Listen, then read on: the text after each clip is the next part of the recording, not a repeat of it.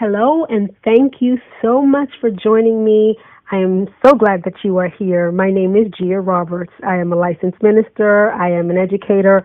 I am an entrepreneur and also an author, which brings me here. We are going to embark on a journey through my book that I wrote and published in May of 2020. It's called Take the Lead, a survival guide for young adult Christians.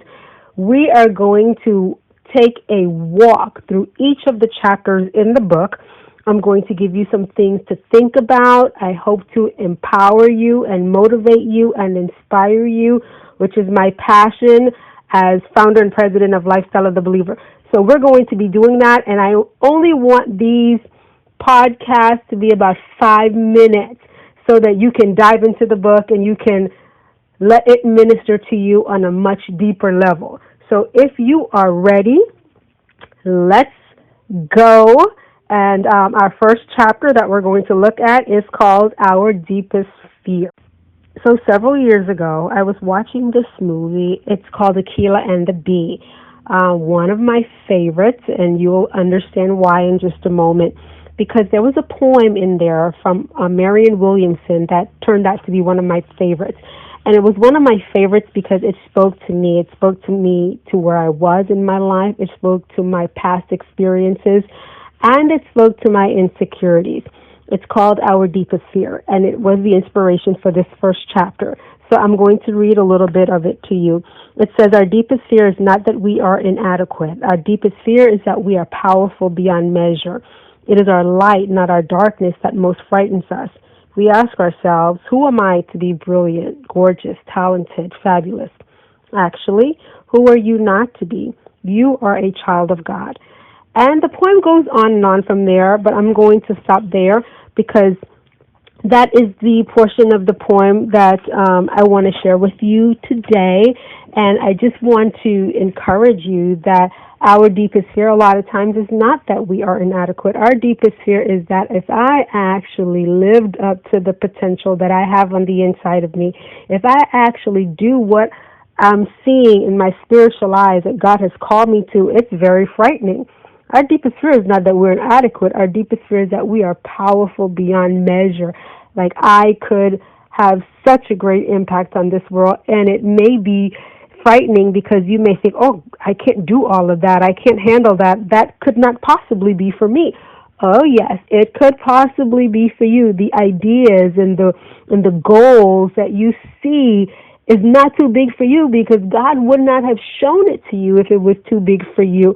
So that's the first thing. Our deepest fear is that we are powerful beyond measure. We think that it is outside of our reach. And God is saying, I would not have shown it to you if it's not something that you can reach for. It's not something that you can accomplish, so go for it.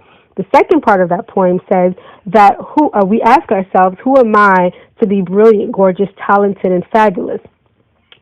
So many of us have this inferiority complex, and so many of us have low self-esteem, and so many of us, despite the fact that we are children of God, ask ourselves, like, who am I to be talented? Who am I to be brilliant? Who am I to be gorgeous? Who am I to be all of these things?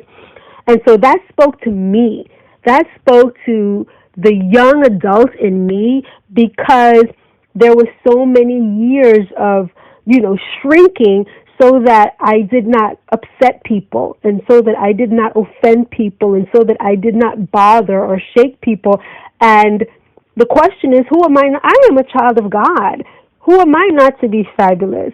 The poem goes on to say, stop shrinking so that other people will feel good, but meanwhile, you're not living out your potential. So that spoke volumes. And, of course, the Word of God reminds you of who you are and reminds you of your calling and reminds you that He knew who you were before He knitted you in your mother's womb. Like he knew exactly who you are, and that purpose and that desire to be great and to do something wonderful that will impact this world, He put that on the inside of you. So don't be afraid of it, and don't be afraid to shake somebody else up, because people who know they expect for you to be shy, expect for you to be quiet, expect for you to not do anything, They are going to be shocked when you do.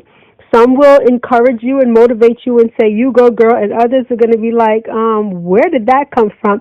And you say, God put it on the inside of me. So I know I said a lot in a short period of time because I wanted to make sure that I covered so much for you.